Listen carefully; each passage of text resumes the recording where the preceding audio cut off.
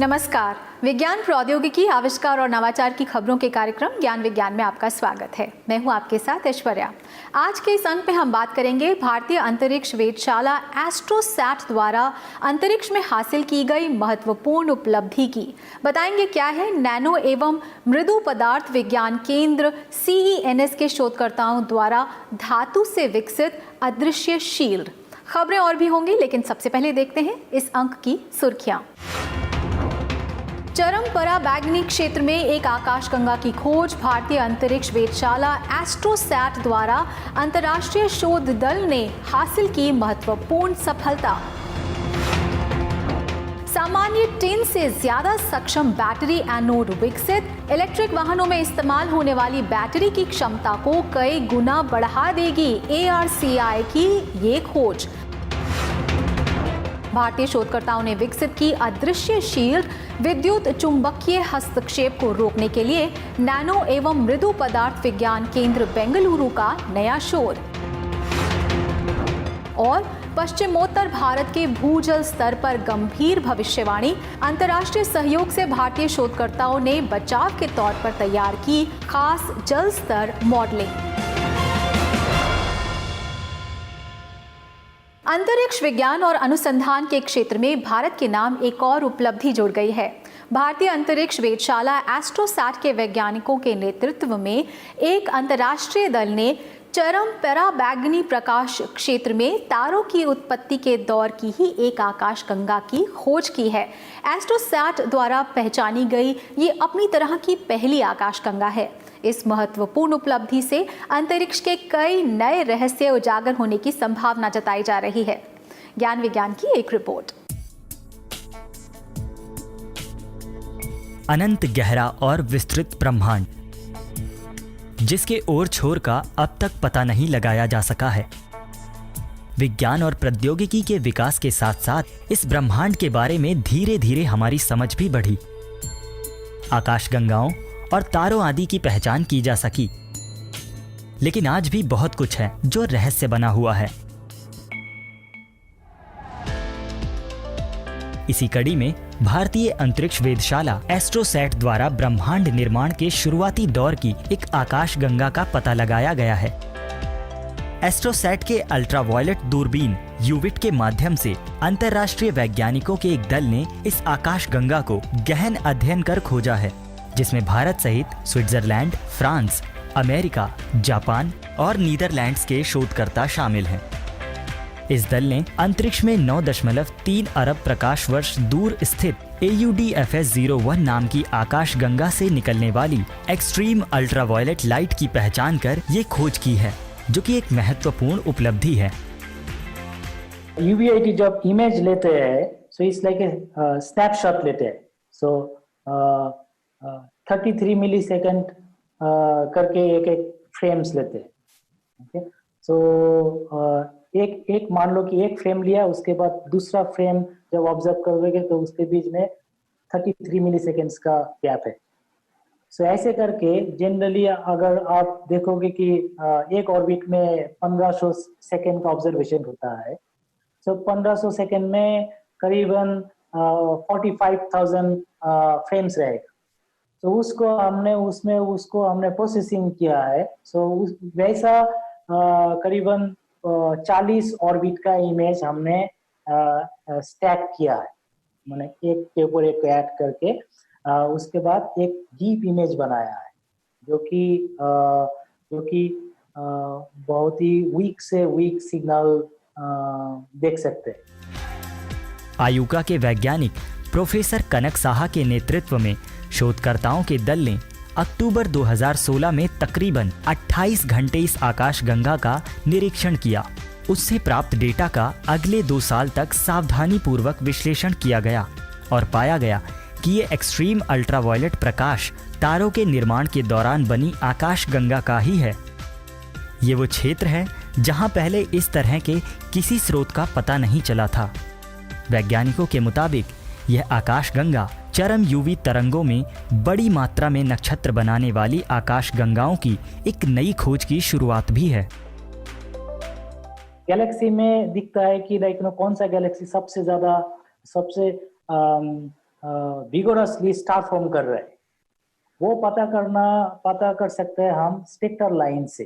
जैसे कि hydrogen line से, हाइड्रोजन एटम से जो लाइन निकलता है कभी बामा सीरीज में, हाइड्रोजन अल्फा, हाइड्रोजन बीटा, ऐसे बहुत सारे स्पेक्ट्रल लाइन निकलते हैं।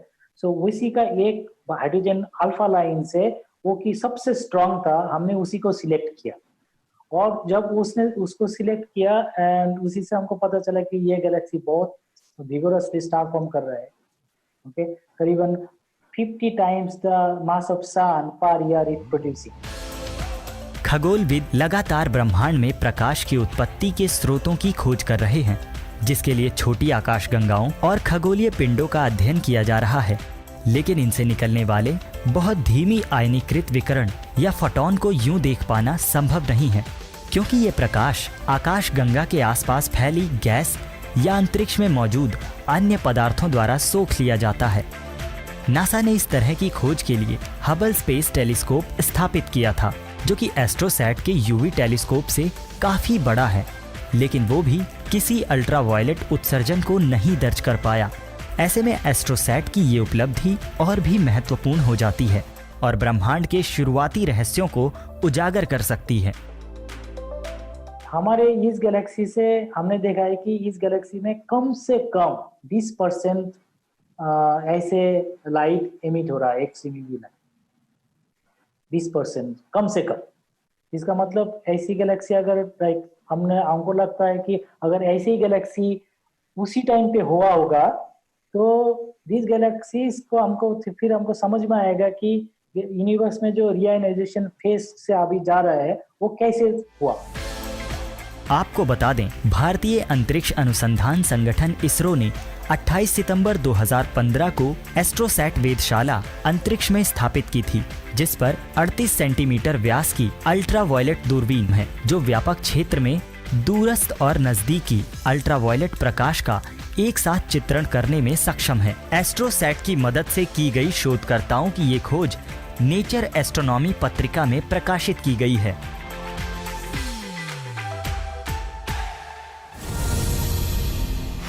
देश के प्रमुख वैज्ञानिक अनुसंधान संस्थानों में से एक विज्ञान एवं प्रौद्योगिकी विभाग के स्वायत्त संस्थान international advanced research centre for powder metallurgy and new material ARCI Chennai ने लिथियम आयन बैटरी के लिए सामान्य टिन का इस्तेमाल कर खास एनोड विकसित किए हैं। ये खोज इलेक्ट्रॉनिक वाहनों में इस्तेमाल की जाने वाली बैटरीज की क्षमता को कई गुना बढ़ा देगी, साथ ही इससे बैटरी की लागत भी कम हो जाएगी। ज्यादा जानकारी के लिए देखते हैं हमारी ये खास रिपोर्ट। पर्यावरण संरक्षण के लिए अब इलेक्ट्रिक वाहनों के उपयोग पर जोर दिया जा रहा है। कार, स्कूटर से लेकर सार्वजनिक परिवहन के क्षेत्र में इस्तेमाल किए जा रहे इन सभी वाहनों में लिथियम आयन बैटरी का प्रयोग किया जाता है। लेकिन बैटरीज की क्षमता और बार बार चार्जिंग की जरूरत इन वाहनों के उपयोग के विस्तार में अड़चनें पैदा करता है। International advanced research centre for powder metallurgy and new materials ARCI के वैज्ञानिकों ने अब इस समस्या का हल निकाला है। भारतीय प्रौद्योगिकी संस्थान मद्रास के रिसर्च पार्क में स्थित ARCI चेन्नई की ऑटोमोटिव एनर्जी मटेरियल्स लैब ने high power lithium ion batteries के लिए टिन की माइक्रोन सामग्री से किफायती और उच्च क्षमता वाले एनोड विकसित किए हैं, जो न सिर्फ बैटरी की क्षमता और जीवन काल को बढ़ाएंगे बल्कि बैटरीज जल्दी चार्ज हो सकेंगी। इलेक्ट्रिक व्हीकल्स टेक्नोलॉजी, विद्युत वाहनों की तकनीक के लिए हमें ज्यादा स्थिरता, उच्च क्षमता, उच्च शक्ति, फास्ट चार्जिंग क्षमता वाली लिथियम आयन बैटरी की आवश्यकता है। मौजूदा लिथियम आयन बैटरी एनोड के रूप में ग्रेफाइट का उपयोग करती है, जिससे सीमित क्षमता और सीमित फास्ट चार्जिंग होती है, जबकि टिन एक कम लागत वाली सामग्री है जिसमें ग्रेफाइट से 3 गुना ज्यादा क्षमता होती है और फास्ट चार्जिंग क्षमता भी। इसका उपयोग एनोड बनाने के लिए किया जा सकता है।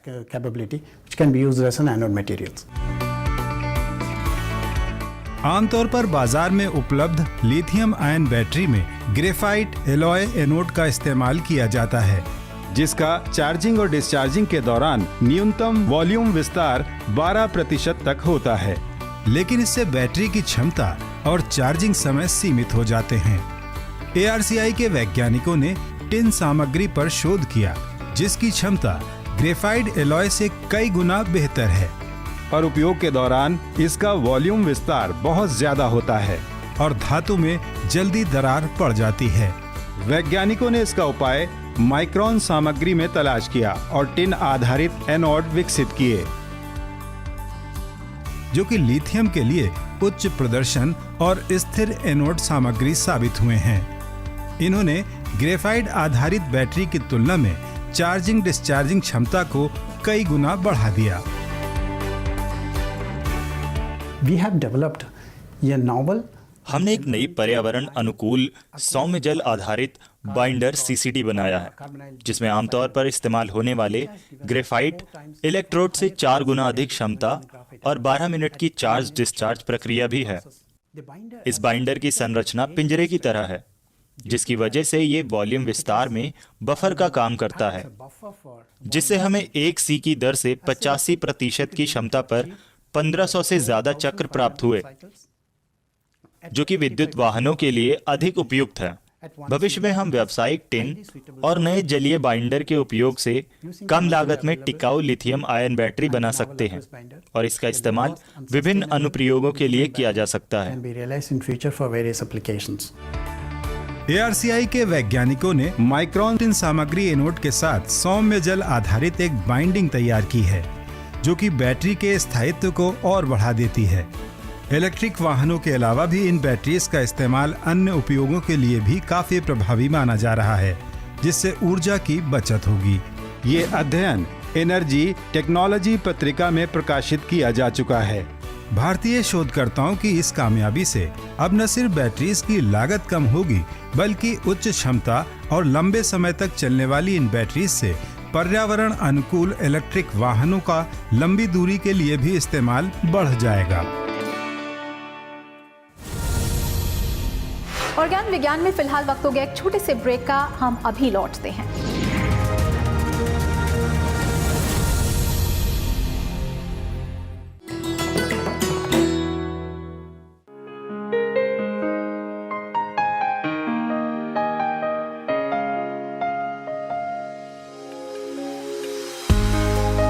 जोसेफ रुडयार्ड किपलिंग, कवि, लेखक और पत्रकार, अंग्रेजी के पहले साहित्यकार जिन्हें मिला नोबेल पुरस्कार। दोस्तों के बीच गिगर नाम से मशहूर किपलिंग ने लिखी कई कविताएं, कहानियां और उपन्यास। बच्चों के बीच खासे लोकप्रिय हैं उनके मोगली, शेरखान और बघीरा जैसे किरदार। अब तक के सबसे युवा नोबेल विजेता किपलिंग है, किम और जंगल बुक सरीकी बेमिसाल कृतियों के रचनाकार।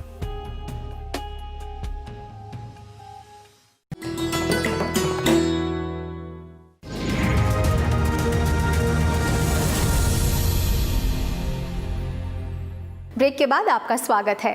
साइंस फिक्शन या जादुई कहानियों में किसी इंसान या वस्तु का अदृश्य हो जाना हम सबको बहुत रोमांचित करता रहा है, लेकिन अब वैज्ञानिकों ने हकीकत में ये कर दिखाया है।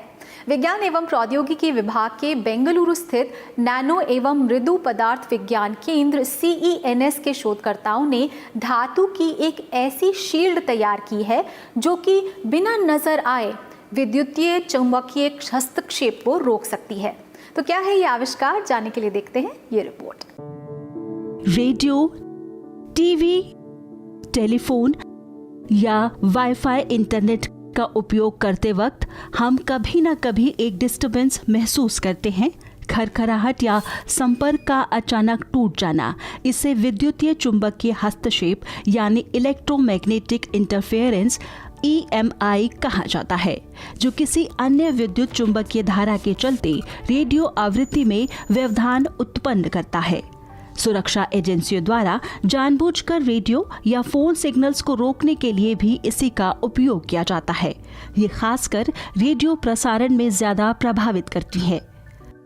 अब विज्ञान एवं प्रौद्योगिकी विभाग के स्वायत्त अनुसंधान संस्थान नैनो एवं मृदु पदार्थ विज्ञान केंद्र CENS बेंगलुरु के वैज्ञानिकों ने एक अदृश्य शील्ड विकसित की है, जो इलेक्ट्रोमैग्नेटिक वेव आधारित उपकरणों की दृश्यता और सौंदर्य को खत्म किए बिना विद्युतीय चुंबकीय हस्तक्षेप से सुरक्षित रख सकती है। खासकर ये शील्ड गोपनीय सैन्य उपकरणों, युद्धपोतों और विमानों में काफी उपयोगी साबित हो सकती है। ये मूल रूप से इलेक्ट्रोमैग्नेटिक रेडिएशन का अवरोध या रोकना है, ताकि सैन्य अनुप्रयोगों का पता न चल सके। आमतौर पर एल्यूमिनियम, तांबा जैसी धातुएं विद्युत चुंबकीय विकिरणों को अवशोषित करने के मामले में अच्छा काम करती हैं, लेकिन हम पूरे विमान या समुद्री जहाज के ढांचे को धातु से कवर नहीं कर सकते। हमारे तरीके में हम नैनो वायर या माइक्रो वायर से धातुओं की एक बहुत बारीक जाली बनाते हैं।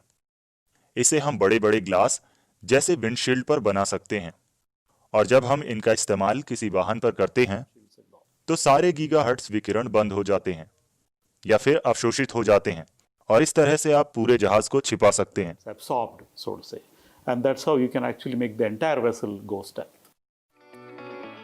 विद्युतीय चुंबकीय हस्तक्षेप शील्ड के लिए किसी भी पारदर्शी सामग्री पर धातु कोटिंग करने से उसकी पारदर्शिता खत्म या कम हो जाती है। CENS के वैज्ञानिकों ने पॉलीइथाइलिन टेरेफ्थलेट PET पर स्प्रे कोटिंग द्वारा क्रैक टेम्पलेटिंग विधि का उपयोग कर तांबे की एक धातु जाली विकसित की है, जो कि 85% तक पारदर्शिता बनाए रखती है और सामान्य धातु फिल्म की तुलना में बेहतर विद्युतीय चुंबकीय शील्ड प्रदान करती है। इस धातु जाल को इलेक्ट्रोड की चालकता से समझौता किए बिना ही किसी भी वांछित सबस्ट्रेट जैसे एक्रेलिक, पॉलीकार्बोनेट ग्लास आदि पर भी बनाया जा सकता है।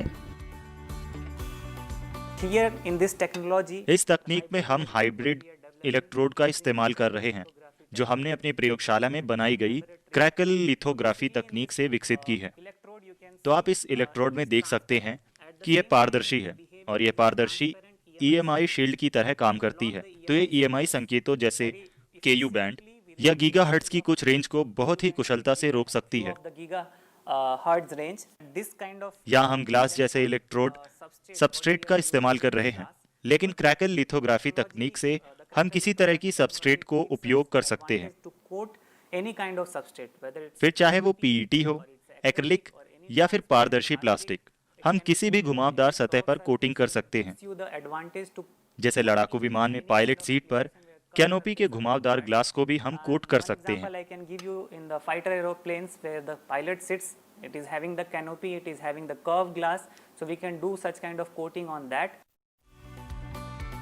CENS ने अपने औद्योगिक साझेदार Hind high vacuum private limited के सहयोग से पारदर्शी ग्लास उत्पादन के लिए DST फंडेड एक उत्पादन संयंत्र भी स्थापित किया है, जहां पारदर्शी EMI शील्ड्स का भी उत्पादन किया जा सकता है। ये तकनीक ज्यादा प्रभावी, पारदर्शी और लचीली EMI शील्ड्स की मांग को तो पूरा करेगी ही, साथ ही इस तकनीक का उपयोग विभिन्न सैन्य और सुरक्षा अनुप्रयोगों में भी किया जा सकता है। भूजल यानी ग्राउंड वाटर लेवल में लगातार गिरावट भारत में एक गंभीर समस्या बनी हुई है। इस संकट से देश के कई क्षेत्र बुरी तरह प्रभावित हैं। भारतीय और डरहम विश्वविद्यालय के शोधकर्ताओं की एक संयुक्त टीम ने हाल ही में भूजल गिरावट से सबसे ज्यादा प्रभावित उत्तर पश्चिमी भारत पर शोध किया, जिसमें अगले दशक में इस क्षेत्र में गंभीर जल संकट का अनुमान लगाया गया है। शोधकर्ताओं ने देश को सबसे ज्यादा कृषि उपज देने वाले इस क्षेत्र को जल संकट से बचाने के लिए एक खास जल स्तर मॉडलिंग भी तैयार की है। अध्ययन पर ज्ञान विज्ञान की एक रिपोर्ट। भारत का पश्चिम उत्तर क्षेत्र देश के खाद्यान्न की बड़ी जरूरत को पूरा करता आया है, लेकिन बेतरतीब सिंचाई के तरीकों और भूजल संसाधनों द्वारा लगातार भूजल दोहन और कम रिचार्ज ने इसे दुनिया में भूजल गिरावट का सबसे बड़ा केंद्र बना दिया है। हाल ही में भारतीय प्रौद्योगिकी संस्थान कानपुर, दिल्ली विश्वविद्यालय, बनारस हिंदू विश्वविद्यालय और राष्ट्रीय भूभौतिकी अनुसंधान संस्थान के शोधकर्ताओं ने इंग्लैंड के डरहम विश्वविद्यालय के साथ मिलकर उत्तर पश्चिमी भारत, खासकर हरियाणा और पंजाब में एक अध्ययन किया, जिसमें इस क्षेत्र में भूजल संकट के और गंभीर होने के परिणाम सामने आए हैं। पिछले दशकों में आई गिरावट के आकलन के मुताबिक वर्ष 2028 तक हरियाणा के कुरुक्षेत्र जिले में ही 2.8 मीटर की दर से भूजल स्तर में लगभग 28 मीटर की गिरावट आएगी। पंजाब के भटिंडा, मानसा, लुधियाना और हरियाणा के कैथल, सिरसा, जींद, हिसार, भिवानी, रोहतक के कुछ हिस्सों, यमुनानगर, सोनीपत और पानीपत में अगले एक दशक में भूजल स्तर 5 से 10 मीटर तक नीचे जाने का अनुमान है। हमारे देश की जो पानी का जो डिस्ट्रीब्यूशन है उसका अबाउट 80% जो है वो सिर्फ एग्रीकल्चर में जाता है और उस 80% में से ऑलमोस्ट 90% जो यूटिलाइजेशन है वो ग्राउंड वाटर से होता है। और इसका नतीजा ये है कि जो पंजाब और हरियाणा जैसे स्टेट्स जो हमारे देश के फूड बास्केट कहलाते हैं, वहाँ पे इस वक्त भूजल का लेवल जो है वो 20 से 25 मीटर नीचे चला गया है। तो हम लोगों ने हमारे जो दिल्ली विश्वविद्यालय के कोलीग्स हैं उनके साथ मिलके अभी एक स्टडी कंप्लीट करी है पंजाब और हरियाणा में। उसमें हम लोगों ने ये दिखाया है कि अगर ये स्थिति इसी तरह चलती रही तो कई सारे जो शहर हैं पंजाब और हरियाणा में, वहां पर भूजल की स्थिति और भी विकट हो जाएगी। शोधकर्ताओं ने भूजल संकट आकलन के साथ साथ उससे बचाव के लिए एक जल स्तर मॉडलिंग भी तैयार की है। कंप्यूटर सिमुलेशन आधारित इस मॉडलिंग के अनुसार अगर सिंचाई जल में 20% तक का सुधार किया जाए तो उत्तर पश्चिमी भारत के कई शहरों को जल संकट से बचाया जा सकता है। शोधकर्ताओं का ये प्रस्ताव बेहतर सिंचाई उपयोग दक्षता के जवाब में उत्तर पश्चिमी भारत के जल स्तर की मॉडलिंग शीर्षक के तहत नेचर साइंटिफिक रिपोर्ट्स पत्रिका में प्रकाशित हुआ है। और हम लोगों ने मॉडलिंग करके ये भी दिखाया है कि अगर हम अपने भूजल की आपूर्ति, भूजल की जो का यूटिलाइजेशन है उसमें अगर हम 20% भी कम कर लें तो हमारे कई सारे शहर जो हैं वो उनकी स्थिति बहुत अच्छी हो सकती है। तो और इसके अलावा हमें जो सरफेस वाटर है उसके साथ और भूजल की दोनों को मिला करके जो इसका यूटिलाइजेशन प्लान है वो बनाना पड़ेगा। सिर्फ भूजल पे डिपेंडेंट होने में बहुत ज्यादा खतरा है। जाहिर है कृषि उपज को बढ़ाने और स्थिर रखने के लिए भूजल का इस्तेमाल शुरू किया गया था, लेकिन अकुशल और अंधाधुंध भूजल दोहन ने बहुत ही विकट स्थिति पैदा कर दी। वहीं दूसरी तरफ बदलते वर्षा के पैटर्न और शहरीकरण ने भूजल रिचार्ज को कम कर दिया। ऐसे में ज्यादा जल दोहन वाली कृषि पद्धतियों में बदलाव, फसल पैटर्न में सुधार, सिंचाई के वैकल्पिक उपाय, वर्षा जल संचयन आदि से भूजल की बड़ी मात्रा को सुरक्षित किया जा सकता है। इसके लिए जरूरी है कि भूजल स्तर के भविष्य के रुझानों की भविष्यवाणी की जाए ताकि समाधान की स्थायी रणनीति तैयार की जा सके, जिसमें ये ताजा अध्ययन और सिमुलेशन मॉडल काफी सहयोगी साबित हो सकता है।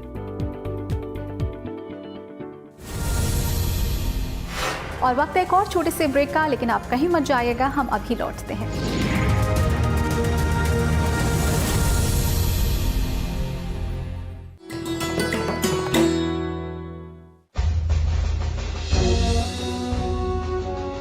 राष्ट्रपति भवन स्थित जयपुर स्तंभ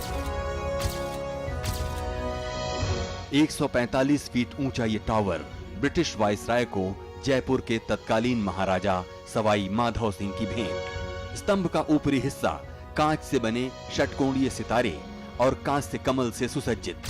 स्तंभ के भीतर लगी 5 टन वजनी शैफ्ट से ये कमल घूमता है 6 इंच वृत्ताकार और ये प्रक्रिया दोहराई जाती है हर 3 सेकंड बाद बार बार।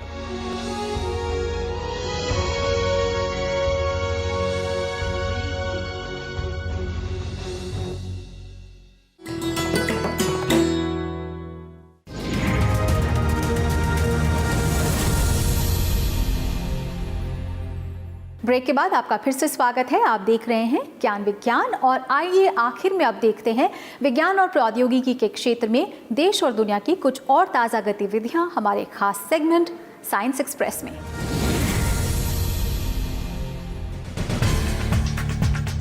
कोविड-19 महामारी को देखते हुए भारत सरकार ने कंपनी अधिनियम के तहत कॉरपोरेट सामाजिक उत्तरदायित्व यानी CSR नियमों में संशोधन किया है, जिससे कोविड-19 वैक्सीन, दवा विकास और चिकित्सा उपकरणों का उत्पादन बढ़ाने के लिए अधिक धन उपलब्ध कराया जा सके। नवीन वैक्सीन, दवा और चिकित्सीय उपकरण के शोध एवं विकास में लगी कंपनियां अब इस पर किए जा रहे खर्च को CSR मद में दिखा सकती हैं। कॉरपोरेट कार्य मंत्रालय द्वारा 25 अगस्त को जारी की गई अधिसूचना के मुताबिक ये संशोधन 2020-21 से अगले 3 वित्तीय वर्ष यानी 2022-23 तक के लिए ही मान्य होगा। आपको बता दें, कंपनी अधिनियम के तहत हर कंपनी को पिछले 3 साल का औसत शुद्ध लाभ का 2% CSR मद में खर्च करना होता है। वैज्ञानिक तथा औद्योगिक अनुसंधान परिषद कोविड-19 को लेकर एक सीरम सर्वेक्षण यानी सीरो सर्वे कर रहा है। CSIR की देश भर में फैली 38 प्रयोगशालाओं में होने वाले इस सर्वे द्वारा देश के विभिन्न हिस्सों में संक्रमण प्रवृत्तियों का पता लगाया जाएगा।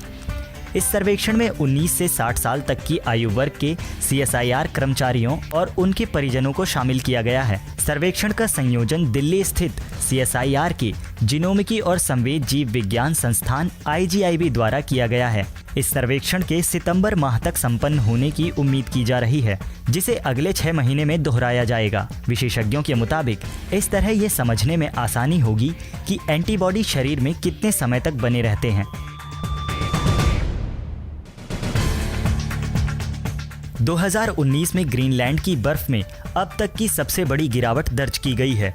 हाल ही में जारी ताज़ा रिपोर्ट के मुताबिक पिछले साल यहां 532 अरब टन बर्फ पिघल गई, जो कि रोज़ाना महासागरों में जाने वाले पानी में लगभग 30 लाख टन का इजाफा है।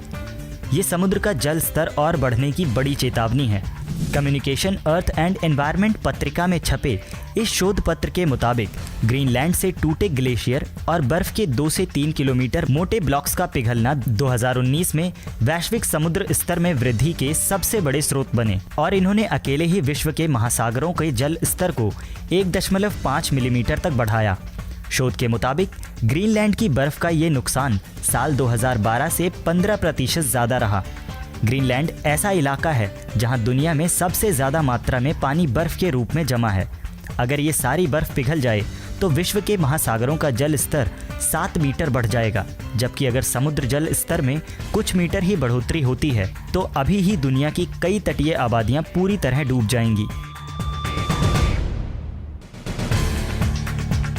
नासा के centre for near earth object studies ने 2 नवंबर को एक शुद्ध ग्रह पृथ्वी के नजदीक से गुजरने की भविष्यवाणी की है। नासा द्वारा लगभग 12.968 दिनों में किए गए 21 अवलोकनों द्वारा ये अंदाजा लगाया गया है। हालांकि 6.5 फीट व्यास के इस पिंड के पृथ्वी के वातावरण में आने की संभावना बहुत कम है। 2018 VP1 नाम से इस शुद्ध ग्रह को कैलिफोर्निया की वेधशाला द्वारा 2 साल पहले खोजा गया था, जिसके बाद से ये नजर नहीं आया। अब इसके पृथ्वी के नज़दीक आने का अनुमान लगाया जा रहा है, जो कि 4,700 से 2,60,000 मील के बीच की दूरी से गुजर सकता है।